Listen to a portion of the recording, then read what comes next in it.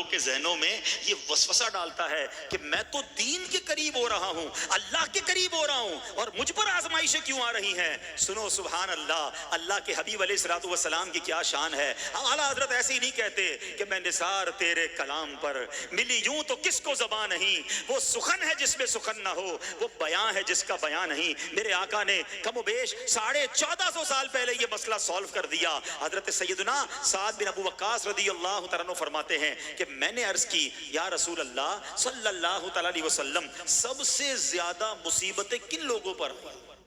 گلی مکا دی نا، پنجابی میں کہتے ہیں نا، گالی بات ہی ختم کر دی۔ حضور یہ بتائیں سب سے زیادہ مصیبتیں کن لوگوں پر آئیں؟ پیارے آقا نے فرمایا انبیاء پر۔ اللہ اکبر، اللہ کے سب سے قریب تو انبیاء ہیں نا، انبیاء پر، پھر ان لوگوں کے بعد جو لوگ بہتر ہیں، پھر ان کے بعد جو بہتر ہیں۔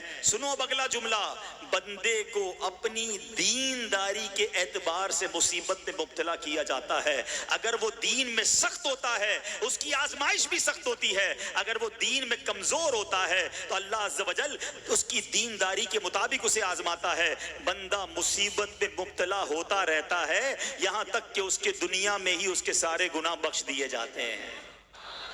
گویا اللہ کی یہ رحمت ہے کہ بندہ بڑا نیک ہو رہا ہے، رب چاہتا ہے کہ اس بندے پر آزمائش بھیجوں، میرا نیک بندہ صبر کرے، اس کے گناہ معاف ہو جائیں اور میرے پاس آئے تو اس کو جنت میں داخل کر دوں۔ اللہ اکبر۔ اے پیارے اسلامی بھائیوں، یاد رکھنا، اب جو میں نے ایک سوال قائم کیا تھا نا کہ یار میں تو دین کے قریب، میں تو اللہ کے قریب ہونے کی کوشش کر رہا ہوں اور ایک کے بعد ایک آزمائش آ رہی ہے، یہ کیا ہے؟ اب ایک اور حدیث سن لو، سبحان اللہ۔ حضرت سیدنا انس رضی اللہ تعالیٰ عنہ سے روایت ہے، سرکار والا تبار، ہم بے کسوں کے مددگار، شفیع روز شمار، تو عالم کے مالک و مختار صلی اللہ تعالی علیہ وآلہ وسلم نے فرمایا، جب اللہ عز و جل کسی بندے سے محبت فرماتا ہے، سننا ذرا غور سے، اللہ عز و جل جب اپنے کسی بندے سے محبت فرماتا ہے یا اسے اپنا دوست بنانے کا ارادہ فرماتا ہے تو اس پر آزمائشوں کی بارش فرما دیتا ہے۔ اللہ کریم اس پر محبت بھی فرما رہا ہے اور آزمائشیں بھی بھیج رہا ہے۔ دوست پر آزمائشیں کون بھیجتا ہے؟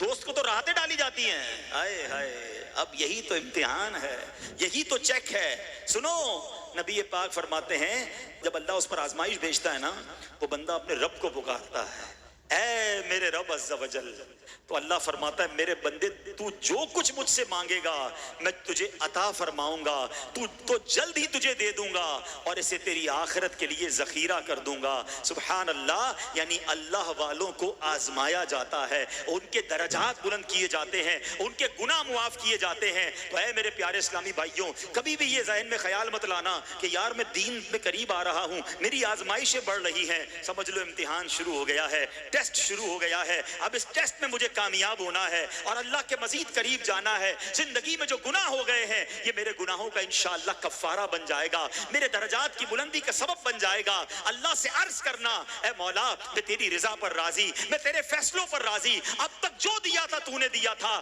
یہ سب کچھ تیرا ہے، اے رب جب تو واپس لے گا میں اس پر راضی۔ جب یہ ثابت قدمی نصیب ہو گئی، پھر دیکھو غیب کے خزانوں سے کیسا آپ کے دل پر سکینہ